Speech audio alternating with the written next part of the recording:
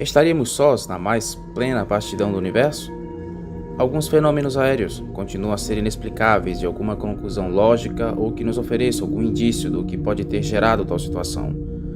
O espaço profundo é cheio de mistérios que estão além da compreensão humana. Mas enquanto isso, continuamos nosso dever de casa ao explorar da melhor maneira possível, com a melhor tecnologia que dispomos. Não é de hoje que se relata objetos voadores com suas formas variáveis e estranhas nos céus. Aqui em nosso Brasil, na noite do dia 18, encerrando-se na madrugada do dia 19 de maio de 1986, uma série intrincada de plots misteriosos surgiram nos radares de vários aeroportos, sem qualquer identificação, realizando manobras humanamente impossíveis. Fizeram com que a Força Aérea entrasse em estado de alerta máximo e decolasse em seus aviões de caça a fim de investigar que objetos eram esses. Senhoras e senhores, a noite oficial dos OVNIs. A princípio, era mais um dia de trabalho comum naquela segunda-feira, com as pessoas com suas rotinas do dia a dia. Não havia nada de anormal nos céus, mas, hora mais tarde, ao anoitecer, vários pilotos via rádio relataram uma situação inusitada aos controladores de tráfego aéreo. Os mesmos perguntariam tempos após se havia existência de algum tráfego conhecido na região, ao passo que nada lhes foi confirmado, acerca de que os pilotos estavam testemunhando e outros mais o fariam em outras regiões a seguir. Eram por volta das 20 horas, quando em São José dos Campos, um sargento da Força Aérea, identificado por Sérgio Mota da Silva, gerenciava o voo 703 da extinta Rio Sul, uma subsidiária da Varig, que operava voos regionais. Este voo se destinava ao Rio de Janeiro. Após a decolagem, o controlador Sérgio se depara com uma luz se assemelhando a um farol, que, na perspectiva dele, o mesmo estaria parado. Estranhando aquela luz, Sérgio então liga para a torre do aeroporto de Guarulhos, a relatar que tem em seu campo visual. Pergunta aos controladores da ciência de algum tráfego conhecido na região, ao que ele responde negativamente a isso. Os radares de Guarulhos não têm um objeto em questão em seu radar. Esse OVNI fica a pairar sobre o céu. Por hora aparece, por hora some, mas está na região. Sérgio Mota aos controladores de São José dos Campos. Transcrição. Abre aspas. Tem alguma coisa aqui no céu, no setor noroeste de São José. Um farolzinho, pô. Mas eu tô olhando bem, o bicho tá parado, nem sobe nem desce. Não vai para a esquerda nem para a direita. Tá paradinho lá. Não, tô olhando. Não é estrela não. É um farol. Não dá. Não dá pra distinguir nada. É só um foquinho de luz. Que esquisitinho. Tá alto. Agora subiu na bruma. Fecha aspas. A situação ganharia contornos ainda mais dramáticos de pânico com o tráfego local. Mais aeronaves e pilotos reportariam avistamentos aos controles de tráfego da região. E entre elas destacamos 3. O modelo Bandeirante, Latam, cuja rota era Londrina-São Paulo. Na ocasião, o piloto chegou a informar ao Centro de Controle de Área de Brasília que havia um artefato se aproximando dele, então em aparente rota de colisão. O segundo relato a ser destacado é o do voo da Transbrasil, que avistou um UFO, sigla em inglês para objeto voador não identificado, ou Unidentified Flying Object, sobre a região de Araxá, no interior de Minas. O voo seguia de Guarulhos para Brasília. O terceiro e último relato destacado é o do bimotor Embraer Xingu, do prefixo PT-MBZ, ou Papatango Mike Bravo Zulu, que voltava de Brasília com destino a São José dos Campos. A bordo estava um coronel Osiris Silva, que é o fundador da Embraer, e o mesmo voltava de uma reunião com o presidente da República, José Sarney, e seu copiloto, Alcir Pereira da Silva.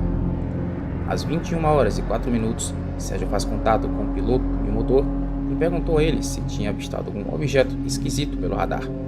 O controlador tinha detectado 3 UFOs na região de São José dos Campos. Alcir, copiloto de Osiris, já entrara em estado de pânico conforme tentam se aproximar do ponto luminoso para tentar investigar do que se trata. Ao que lembra Osiris, ele diz, entre aspas, todo mundo que tenta perseguir um negócio desses acaba desaparecendo, sabia? Fecha aspas. Instantes após, o objeto acaba desaparecendo.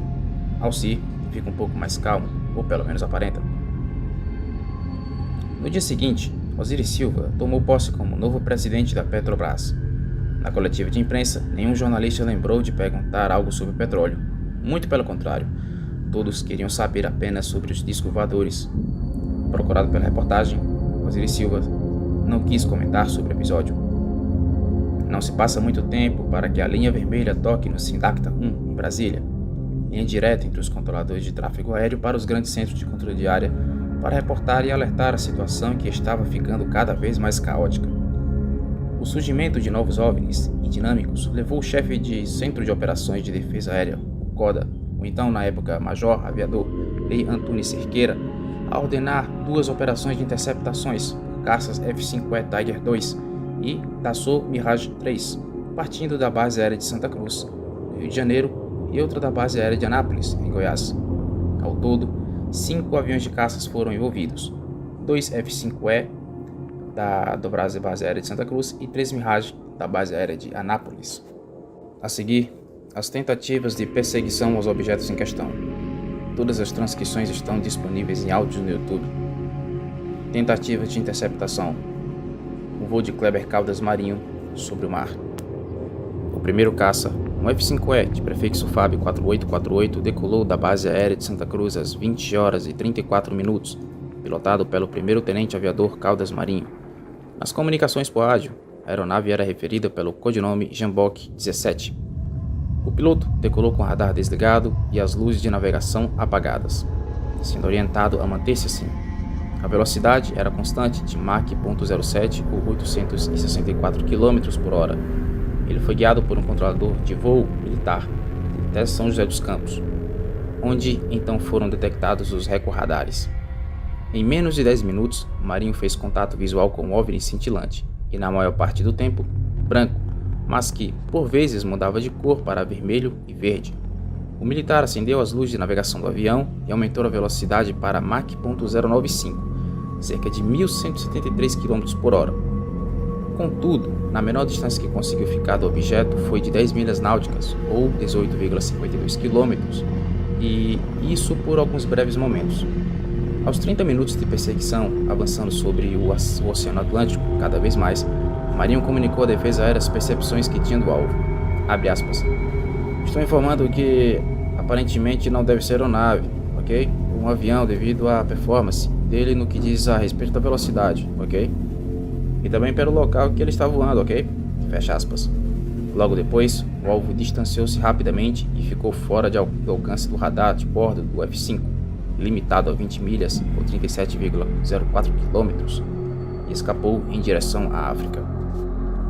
O segundo caça, o Mirage F-103, com o prefixo FAB 4913 e codinome Jaguar 116, decolou da base aérea de Anápolis às 22 horas e 48 minutos, pilotado então pelo capitão aviador Armindo Souza Viriato de Freitas.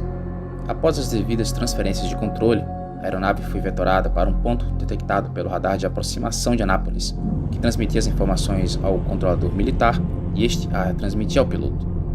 Este procedimento foi adotado em virtude de não estar sendo visualizado nenhum eco-radar nos equipamentos do controlador militar. O piloto, após voar 7 minutos em velocidade subsônica, foi informado então pela detecção de um plot a cerca de 13 milhas náuticas a partir de sua atual posição, ou 24,7 km à frente. O radar do avião também acusou o alvo. Viriato de Freitas apagou as luzes de navegação e tentou aproximação.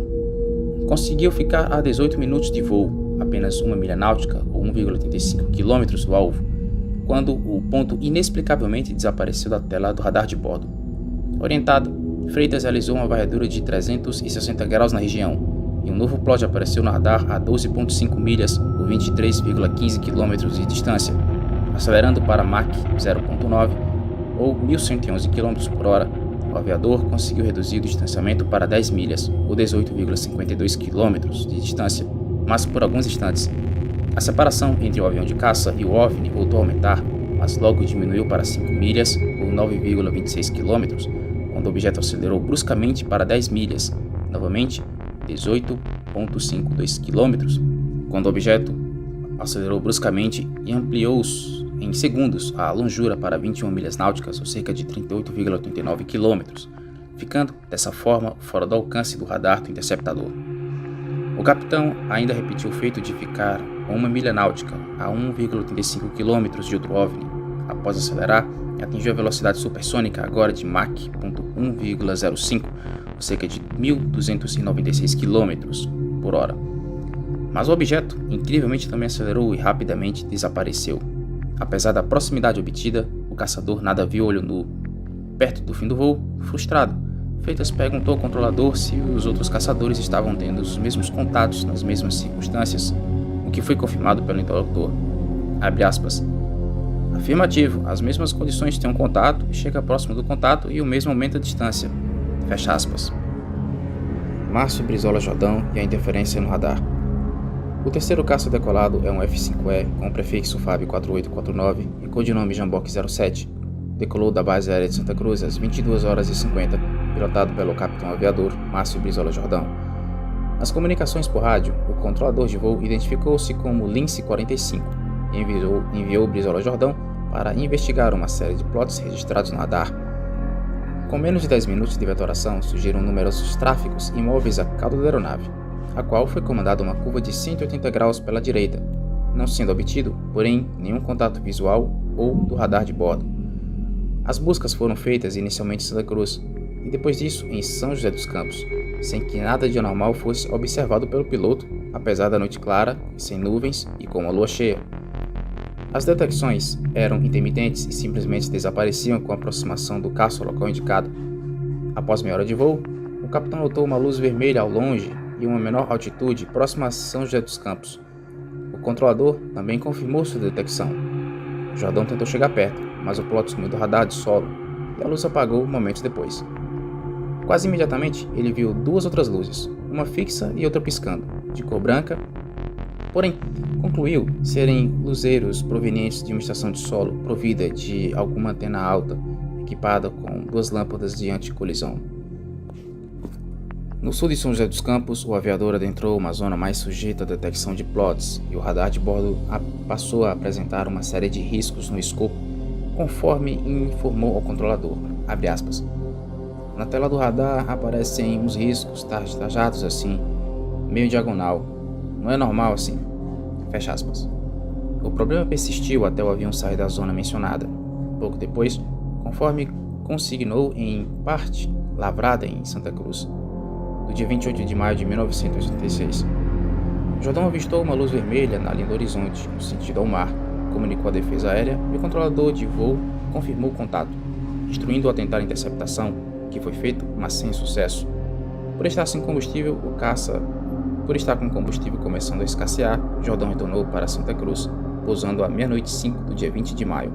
Ao todo, a aventura durou cerca de 75 minutos, das 22h50 à meia-noite e 5 minutos daquele dia. Rodolfo da Silva e o OVNI inteligente. O quarto caça, um Mirage F-103 com o codinome Jaguar 98, decolou da base aérea de Anápolis às 23h17, pilotado pelo capitão aviador Rodolfo da Silva Souza. Souza foi guiado por um controlador militar até as posições estimadas do alvo e por diversas vezes chegou perto. O mesmo passou pelo plot indicado pelo radar de aproximação de Anápolis.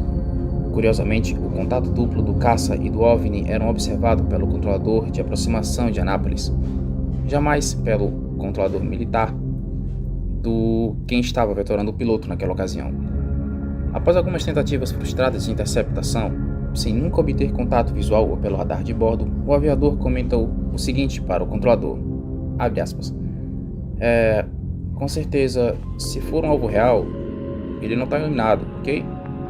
Tá escuro, porque eu estou praticamente visual com o solo, fecha aspas. O OVNI demonstrava manobrar de maneira inteligente, evitando caça. Em certo momento, o controlador percebeu o padrão de fuga adotado e informou ao caçador o seguinte, abre aspas, ok, garoto, o plot está sempre às suas 6 horas, ok? Quando você faz a curva, ele sempre faz a curva à sua frente. Ele vem para cima de você, passa na sua vertical, em cima e embaixo. Nós não temos condições de detectar a altitude e fica na sua cara o tempo todo. Quando você faz a curva, ele some da posição e aparece na sua frente. Fecha aspas. Ciente disso, Souza apagou as luzes de navegação do avião e mesmo assim, uma nova tentativa de interceptação ao objeto não foi exitosa. O caçador recebeu instruções para o regresso após o pouso ocorrido à meia-noite 07. Rodolfo da Silva perguntou aos mecânicos da pista se tinham visto alguma coisa ou ouvido algo de diferente de um Mirage F-103 sobrevoando a base de Nápoles ou nas imediações. A resposta dos mecânicos fora negativa. Da decolagem à aterrissagem, o voo durou 50 minutos, às 23h17 de 19 de maio até meia-noite e 7 do dia 20 de maio. O quinto e último caça a decolar é o Mirage F-103, que decolou da base aérea de Anápolis às 23h36, pilotado pelo capitão aviador Júlio César Rosenberg. Por 3 vezes, Rosenberg foi deslocado para interceptar um alvo que estava evoluindo nas proximidades da base aérea de Anápolis, chegando a ficar a 1 milha náutica ou 1,35 km do OVNI, sem nunca obter contato radar ou visual. O voo durou ao todo 54 minutos, às 23h36 de 19 de maio de 1986, à meia-noite e 30 já do dia seguinte. Um dos controladores do Centro de Operações Militares chegou a cogitar a hipótese de que os artefatos observados pelo tenente marinho eram, na verdade, aeronaves de espionagem. Em relatório, o piloto solicitou que fosse averiguado se havia algum porta-avião de bandeira estrangeira no litoral brasileiro. Porém, nada foi encontrado. O capitão Jordão realizava buscas visuais na região de São José dos Campos, quando, às 22h59, foi informado pelo seu controlador de voo, o sargento Nelson, que haviam, entre aspas, numerosos tráfegos e 6 horas de sua aeronave. No linguajar militar, significam que os alvos voavam atrás dele. O piloto a partir daí realizou uma manobra de 130 graus na tentativa de visualizar seus perseguidores, mas nada conseguiu avistar. Segundo as imagens do radar, 13 UFOs, 7 de um lado e 6 do outro, escoltavam o F-5 do capitão Jordão. A cerca de 800 km dali, em Goiás, o capitão Viriato continuava sua missão de interceptação às 23h09, quando surgiu um sinal de não identificado. Isso a cerca de 22 km de distância em seu radar de bordo. Imediatamente, o piloto enquadrou seu alvo e se preparou para disparar contra o suposto inimigo. Logo, o Mirage do capitão Viriato atingiu velocidade de Mach 1.3, algo em torno de 1.600 km por hora, quando estava a 9 km do alvo. Algo impensável aconteceu. O artefato acelerou de maneira brusca. Pelos cálculos do piloto, chegou a inacreditáveis Mach 15, por cerca de 18.000 km por hora. Abre aspas. Se existe avião que possa desenvolver essa velocidade, eu desconheço. Fecha aspas, declarou o capitão Viriato em entrevista ao programa Globo Repórter da TV Globo em 1993. A título de comparação, o avião mais rápido da história é o North American X-15, que em outubro de 1967 atingiu a velocidade máxima de 7.274 km por hora. Abre aspas. Até hoje não sabemos o que eram, de onde vieram ou o que queriam, mas sabemos que, além de reais, aquelas aeronaves eram controladas por alguma forma de inteligência. Fecha aspas. Isto quem observa é o ufólogo Tiago Luiz Tiquete, presidente da Comissão Brasileira de Ufólogos, o CBU. Ao longo da noite, mais 2 caças Mirages foram acionados. Um prefixo FAB 4918, pilotado pelo capitão Rodolfo Silva e Souza, e o outro FAB 4917, comandado pelo capitão Júlio César Rosenberg. O primeiro decolou às 23h17 e o segundo às 23h46, ambos da base aérea de Anápolis, em Goiás. Mas nenhum dos dois teve qualquer contato visual ou através do radar de bordo com qualquer objeto voador que for acusado em hipótese de radar dos controladores de tráfego aéreo.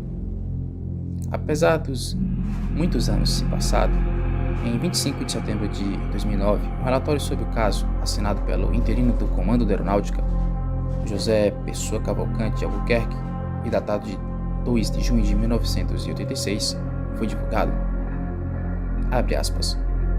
Como conclusão dos fatos constantes observados em quase todas as apresentações, este comando é de parecer que os fenômenos são sólidos e refletem de certa forma inteligência pela capacidade de acompanhar e manter a distância dos observadores, como também voar em formação, não forçosamente tripulados, diz o documento em sua conclusão.